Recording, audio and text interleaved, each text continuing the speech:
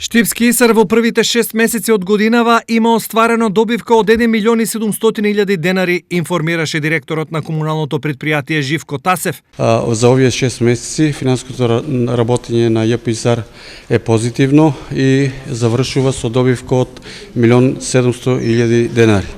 Се надеваме дека и во наредниот период ЈП Исар ќе работи позитивно и ќе прикажува добивки, а исто така ќе има доста активности во сите сектори на ЈП Исар. Финансиското стабилизирање и позитивниот исход во овој период се должи на тоа што се инвестира во речиси сите работни единици. Може да посочам дека имавме повеќе активности, но ќе посочам некои позначени.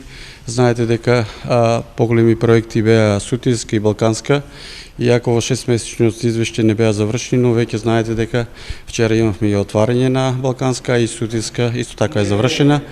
Имаше доста активности и во паркови зеленило, каде што сите кружни текови беа културно уредени.